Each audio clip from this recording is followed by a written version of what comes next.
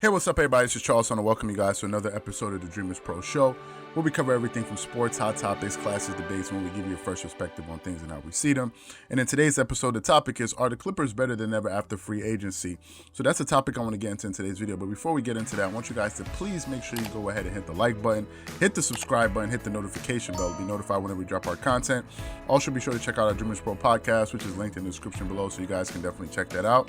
So let's just get straight into the content here. So I'm kind of doing like a review or a grade on some of the moves that, or all of the moves that the Clippers have made thus far in free agency. I think a few other things may happen from some of the sources that I've been reading, so we have to wait. But up until this point, I just want to give you sort of what I think about some of the moves that they made, looking into this coming season to see how they stack up compared to last season. So let's look at some of the things that actually happened with the Clippers. Now, it's been a pretty crazy free agency because although there haven't been that many great players, but I think some significant moves have been made for various teams. But if we look at the Clippers, all right, let's look at the players that they've actually lost. They lost Montrezl Harrell, which was the big one, which was the big news that we actually did a video on talking about why Montrezl Harrell, how he basically betrayed the Clippers. If you guys haven't seen that video, it's very polarizing, probably the most polarizing video we've ever done. Got a lot of backlash from a lot of Lakers fans or people that just in general disagree with me. So if you guys haven't seen that episode, we're going to link that at the end of this video or in the description below or at the end of this video, so you guys can definitely go check that out, because I think that video got a lot of people up in arms about some of the things that I was saying. But I mean, it doesn't really matter, so you guys can check that out if you haven't seen it already. However, they lost Montrezl Harrell to the Lakers. I thought that was a pretty shiesty move, shrewd move on LeBron James to be able to get him from the Clippers, but he decided to go sign with them. He was the sixth man of the year. Last year, he averaged about 18 and a half points a game, 7+ rebounds, 1.4 or 1.7 assists per game. So he did his thing all throughout the regular season, and he's an energy guy, plays with a lot of intensity, plays with a lot of physicality. He's a power forward, but he's only 6'7". However, he could hold his own against bigs just because of his mentality, his approach to the game. So the Lakers, they got a solid player. However, the Clippers, what they were really needing is size. So they lost him. They also lost a player that I really liked, actually, that actually stung me a little bit harder than losing Montrezl Harrell, which is JaMychal Green. JaMychal Green was a power forward that could play defense, man-to-man defense, stretches the floor, knows exactly what his role is on the team, comes in, does all the dirty work, does his job, plays really hard, goes about his business of just balling. And they lost him, which I think was a really good bench player, a really good bench piece. Lost him to the Denver Nuggets, which was the team that actually knocked them off in the playoffs last season. So they lost him, and I think that was a pretty big blow because I really actually liked JaMychal Green a lot. I liked what he brought to the team. Very physical, seemed like a really gritty player. So I'm gonna feel that. I felt that. They also lost Rodney McGruder, but to be honest, he didn't get that many minutes playing. I didn't see him featured in a lot of games, except when it was like when games were pretty much out of control, blowouts, and they would bring him in to get some garbage buckets. They would bring him in. And then they lost Landry Shamet. Now, Landry Shamet was featured a lot with the Clippers throughout the regular season, even in the playoffs. However, Landry Shamet seemed to be off the mark from the three-point line for the majority of the season, it seemed like, especially in the playoffs. He would get a lot of good looks. He would get up a lot of shots. But for one reason or another, he just wasn't connecting. Another thing was probably because he had some injury issues.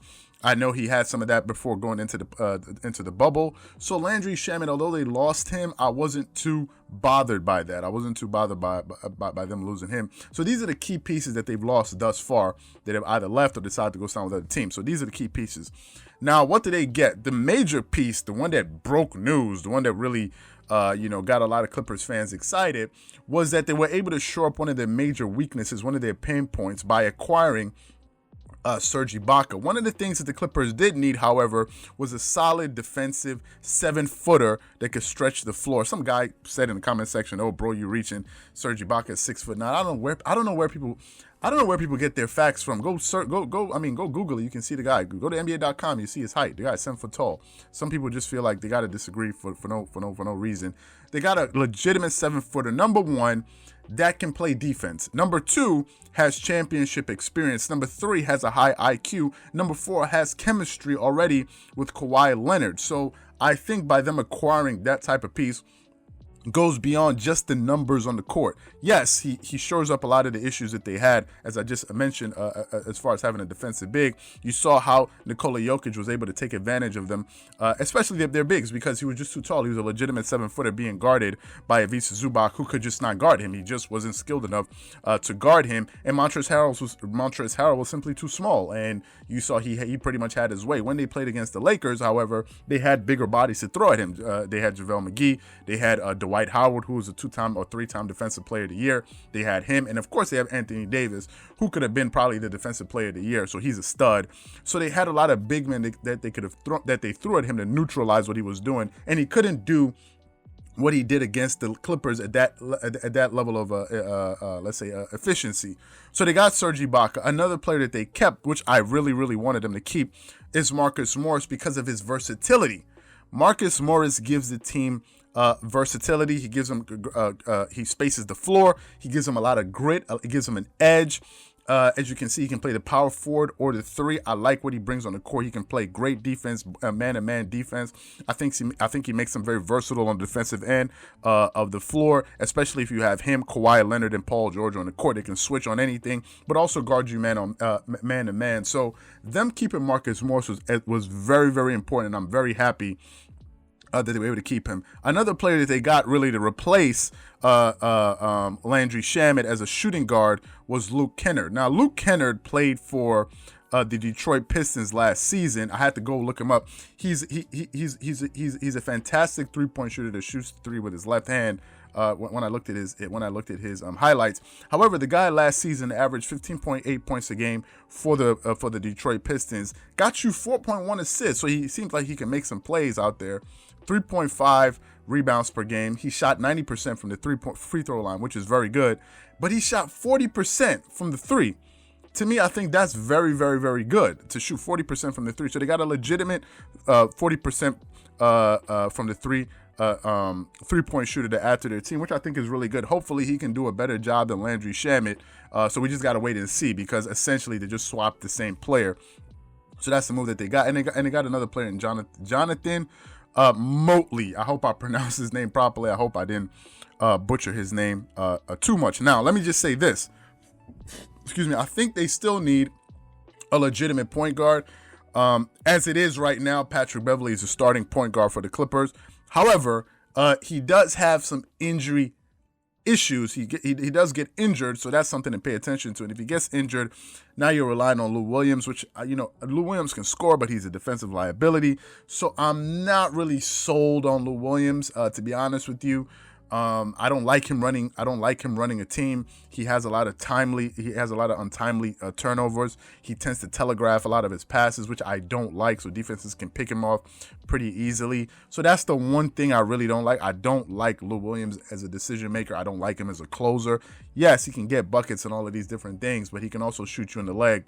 So that's something I'm still not happy about. However, to answer my own question, I think they've gotten better. For sure they've gotten better, because let's just face it, the two major weak points that they had, they've at least addressed one of them, and that's getting a solid defensive big. So if I'm just going to grade them like that, yes, they've gotten better. Do they still need to make more moves? Absolutely. But did they get better? I think they got better in free agency. Now, this is my opinion, but I'm also looking at it objectively, looking at the actual moves that they've made. Also, I think the fact with Montrezl Harrell deciding to go play with the Lakers, I think is also going to give the team an additional edge, which is something that you cannot measure on the stat sheet. Motivation is something you can't measure on the stat sheet. So I think that's also going to be working in their favor. Obviously, if they harness it, Paul George needs to come back with his mind right, ready to ball and try to get over his own demons. Kawhi Leonard needs to be a little bit more assertive as a leader on the floor. So I think that's also going to be there. But also the hiring of Tyronn Lue, I don't think he's going to coddle guys, baby guys. So I think he's definitely going to make sure he doesn't repeat some of the mistakes that Doc Rivers repeated last season, given the fact that he had a front row seat to sort of watch the ship go down, and he was able to grab one of the last life rafts to get the hell off of that thing before it went into the ocean. So I think they've gotten better from a coaching standpoint. In my opinion, I think a lot of Clippers fans will definitely attest to that, believing that they did get better from the coaching standpoint, because a lot of them just simply didn't trust Doc. And Doc Rivers was making a lot of ill-advised coaching decisions last season, which I completely didn't understand. Picking up Joakim Noah, not playing him at all when you saw that Montrezl Harrell and these boys were getting cooked on the floor. Didn't even try that. Kept Lou Williams in the game, although he was missing shots left and right.